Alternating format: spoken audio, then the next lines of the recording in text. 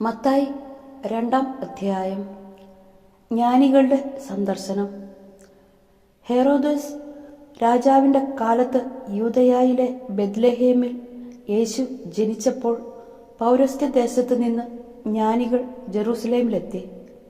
അവർ അന്വേഷിച്ചു, എവിടെയാണ് യഹൂദന്മാരുടെ രാജാവായി ജനിച്ചവൻ? ഞങ്ങൾ കിഴക്ക് അവൻ്റെ നക്ഷത്രം കണ്ട് അവനെ ആരാധിക്കാൻ വന്നിരിക്കുകയാണ്. ഇത് കേട്ട് ഹെറോദോസ് രാജാവ് അസ്വസ്ഥനായി, അവനോടൊപ്പം ജെറൂസലേം മുഴുവനും. അവൻ പ്രധാന പുരോഹിതന്മാരെയും ജനത്തിൻ്റെ ഇടയിലെ നിയമജ്ഞരെയും വിളിച്ചുകൂട്ടി ക്രിസ്തു എവിടെയാണ് ജനിക്കുന്നതെന്ന് ചോദിച്ചു. അവർ പറഞ്ഞു, യൂദയായിലെ ബെത്ലഹേമിൽ. പ്രവാചകൻ എഴുതിയിരിക്കുന്നു, യൂദയായിലെ ബെത്ലഹേമേ, നീ യൂദയായിലെ പ്രമുഖ നഗരങ്ങളിൽ ഒട്ടും താഴെയല്ല. എൻ്റെ ജനമായ ഇസ്രായേലിനെ നയിക്കാനുള്ളവൻ നിന്നിൽ നിന്നാണ് ഉത്ഭവിക്കുക. അപ്പോൾ ഹെറോദേസ് ആജ്ഞാനികളെ രഹസ്യമായി വിളിച്ച് നക്ഷത്രം പ്രത്യക്ഷപ്പെട്ടതെപ്പോഴെന്ന് സൂക്ഷ്മമായി ആകാംക്ഷയോടെ അന്വേഷിച്ചറിഞ്ഞു. അവൻ അവരെ ബെത്ലഹേമിലേക്ക് അയച്ചുകൊണ്ട് പറഞ്ഞു, പോയി ശിശുവിനെപ്പറ്റി സൂക്ഷ്മമായി അന്വേഷിക്കുക. അവനെ കണ്ടു കഴിയുമ്പോൾ ഞാനും ചെന്ന് ആരാധിക്കേണ്ടതിന് എന്നെയും അറിയിക്കുക. രാജാവ് പറഞ്ഞത് കേട്ടിട്ട് അവർ പുറപ്പെട്ടു.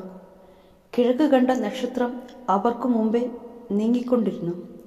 അത് ശിശു കിടക്കുന്ന സ്ഥാനത്തിന് മുകളിൽ വന്നു നിന്നു. നക്ഷത്രം കണ്ടപ്പോൾ അവർ അത്യധികം സന്തോഷിച്ചു. അവർ ഭവനത്തിൽ പ്രവേശിച്ച് ശിശുവിനെ അമ്മയായ മറിയത്തോടുകൂടെ കാണുകയും അവനെ കുമ്പിട്ട് ആരാധിക്കുകയും ചെയ്തു. നിക്ഷേപപാത്രങ്ങൾ തുറന്ന് പൊന്നും കുന്തിരിക്കവും മീറയും കാഴ്ചയർപ്പിച്ചു. ഹെറോദോസിൻ്റെ അടുത്തേക്ക് മടങ്ങിപ്പോകരുതെന്ന് സ്വപ്നത്തിൽ മുന്നറിയിപ്പ് ലഭിച്ചതനുസരിച്ച് അവർ മറ്റൊരു വഴിയെ സ്വദേശത്തേക്ക് പോയി. ഈജിപ്തിലേക്കുള്ള പലായനം. അവർ പോയി കഴിഞ്ഞപ്പോൾ കർത്താവിൻ്റെ ദൂതൻ സ്വപ്നത്തിൽ പ്രത്യക്ഷപ്പെട്ട് ജോസഫിനോട് പറഞ്ഞു, എഴുന്നേറ്റ് ശിശുവിനെയും അമ്മയെയും കൂട്ടി ഈജിപ്തിലേക്ക് പലായനം ചെയ്യുക. ഞാൻ പറയുന്നതുവരെ അവിടെ താമസിക്കുക. ഹെറോദേസ് ശിശുവിനെ വധിക്കാൻ വേണ്ടി ഉടനെ അന്വേഷണം തുടങ്ങും. അവൻ ഉണർന്ന് ശിശുവിനെയും അമ്മയെയും കൂട്ടി ആ രാത്രി തന്നെ ഈജിപ്തിലേക്ക് പോയി. ഹെറോദേസിൻ്റെ മരണം വരെ അവിടെ വസിച്ചു. ഈജിപ്തിൽ നിന്ന് ഞാൻ എൻ്റെ പുത്രനെ വിളിച്ചു എന്ന് പ്രവാചകനിലൂടെ കർത്താവ് അരുളി ചെയ്തത് പൂർത്തിയാക്കാനാണ് ഇത് സംഭവിച്ചത്. ജ്ഞാനികൾ തന്നെ കബളിപ്പിച്ചെന്ന് മനസ്സിലാക്കിയ ഹെറോദേസ് രോഷാകുലനായി. അവരിൽ നിന്ന് മനസ്സിലാക്കിയ സമയമനുസരിച്ച് അവൻ ബെത്ലഹേമിലെയും സമീപ പ്രദേശങ്ങളിലെയും 2 അതിൽ താഴെയും വയസ്സുള്ള എല്ലാ ആൺകുട്ടികളെയും ആളയച്ച് വധിച്ചു.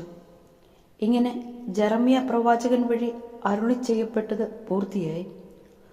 റാമായിൽ ഒരു സ്വരം, വലിയ കരച്ചിലും മുറവിളിയും. റാഹേൽ സന്താനങ്ങളെക്കുറിച്ച് കരയുന്നു. അവളെ സ്വാന്തനപ്പെടുത്തുക അസാധ്യം, എന്തെന്നാൽ അവൾക്ക് സന്താനങ്ങൾ നഷ്ടപ്പെട്ടിരിക്കുന്നു. തിരിച്ചുവരവ്. ഹെറോദേസിൻ്റെ മരണത്തിന് ശേഷം ഈജിപ്തിൽ വെച്ച് കർത്താവിൻ്റെ ദൂതൻ ജോസഫിന് സ്വപ്നത്തിൽ പ്രത്യക്ഷപ്പെട്ടു പറഞ്ഞു, എഴുന്നേറ്റ് ശിശുവിനെയും അമ്മയെയും കൂട്ടി ഇസ്രായേൽ ദേശത്തേക്ക് മടങ്ങുക. ശിശുവിനെ വധിക്കാൻ ശ്രമിച്ചവർ മരിച്ചു കഴിഞ്ഞു. അവൻ എഴുന്നേറ്റ് ശിശുവിനെയും അമ്മയെയും കൂട്ടി ഇസ്രായേൽ ദേശത്തേക്ക് പുറപ്പെട്ടു. മകൻ അർക്കലാവോസാണ് പിതാവായ ഹെറോദേസിൻ്റെ സ്ഥാനത്ത് യൂദയായി ഭരിക്കുന്നതെന്ന് കേട്ടപ്പോൾ അവിടേക്ക് പോകാൻ ജോസഫിന് ഭയമായി. സ്വപ്നത്തിൽ ലഭിച്ച മുന്നറിയിപ്പനുസരിച്ച് അവൻ ഗലീലി പ്രദേശത്തേക്ക് പോയി. അവൻ നസറായൻ എന്ന് വിളിക്കപ്പെടും എന്ന് പ്രവാചകൻ വഴി അരുളി ചെയ്യപ്പെട്ടത് നിവൃത്തിയാകുവാൻ നസ്രത്ത് എന്ന പട്ടണത്തിൽ അവൻ ചെന്ന് പാർത്തു.